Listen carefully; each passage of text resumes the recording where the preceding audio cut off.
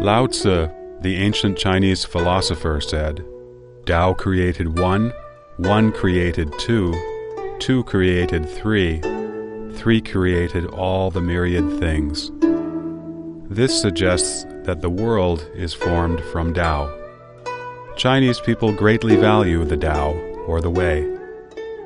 In Chinese, the concept of moral standards is denoted by the two characters Dao De, meaning the way, and virtue. Any behavior not conforming to moral standards was said to not follow the principle of Tao. In ancient times, a brutal emperor would be called a decadent ruler who lacks the Tao. Even farmers in revolt posted banners proclaiming, "Achieve the way on behalf of heaven." The Chinese traditionally believed in the unity of heaven and humanity. Lao Tzu said in his book, Tao Te Ching, "Man follows the earth follows heaven, heaven follows the Tao, and the Tao follows what is natural." The Tao of the universe does not change, and the universe runs according to the Tao, in an orderly manner. The earth follows the changes of heaven. Therefore, it has 4 distinct seasons. By respecting heaven and the earth, humankind enjoys a harmonious life of gratitude and blessings. This is reflected in the expression, heaven's favorable timing, earth's advantageous terrain, and harmony among the people. Astronomy, geography, the calendar system, medicine, literature, and even social structures all follow this understanding according to traditional Chinese thought. For over 5,000 years, profound insights offered by sages and philosophers about heaven, earth, and the universe have been passed down from generation to generation. This wisdom has nurtured the Chinese people and created one glorious era after another. In the last 100 years, while China was in great peril, the communist specter took the opportunity to enter the scene and seized political power by the use of brutal cruelty, controlling people with violence and lies, and promoting man over nature, and a philosophy of struggle.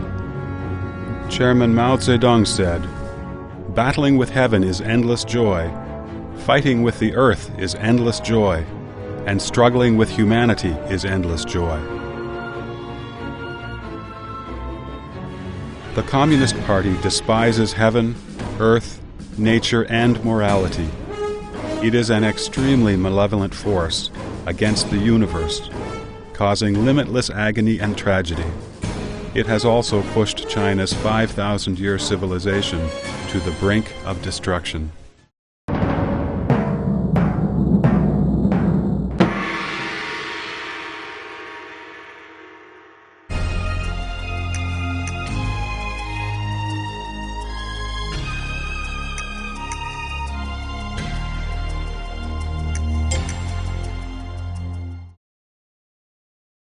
Chinese have been living by a moral standard based on benevolence, righteousness, propriety, wisdom, and faithfulness.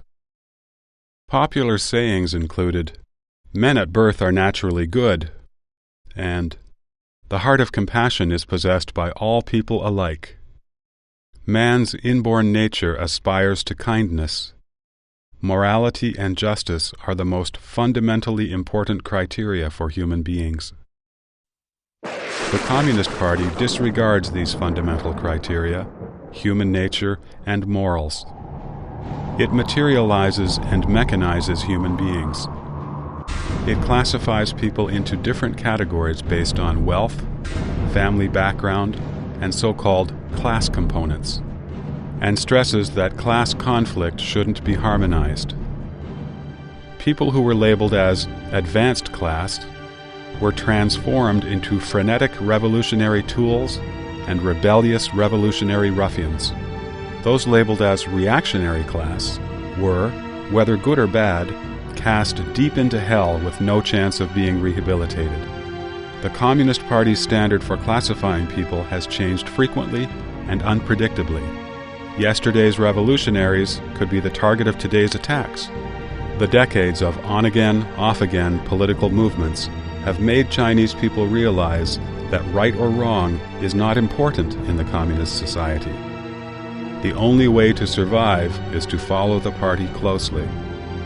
In Chinese society today, people have lost their standard of good and evil, virtue and vice. Virtue is regarded as foolish and a sign of weakness. The Chinese saying, "Life will get the best of you if you don't look out for number one," has become many people's motto. People stop at nothing for personal gain.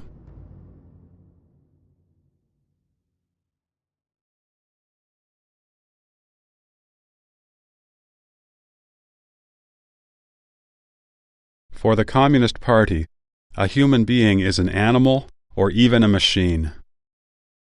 The Communist Party's goal is to control people and gradually change them into rebellious, revolutionary ruffians.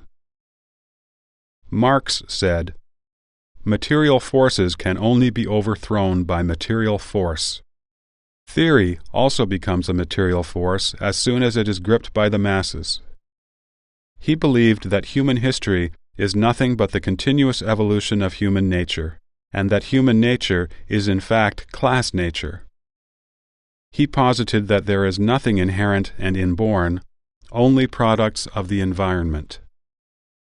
He argued that a human being is a social man, disagreeing with the natural man concept postulated by Feuerbach. Lenin believed that Marxism cannot be generated naturally among the proletariat, but must be infused from outside.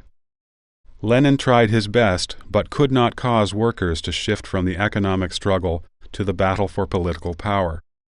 So he pinned his hopes on the conditioned reflex theory put forth by Nobel Prize winner Ivan Petrovich Pavlov. Lenin said this theory, quote, "has significant meaning for the proletariat all around the world," unquote. Trotsky even vainly hoped that conditioned reflex would not only psychologically change a person, but also physically change the person. In the same way that a dog drools once it hears the lunch bell ringing, soldiers would be expected to rush ahead bravely upon hearing gunshots, devoting their lives to the Communist Party.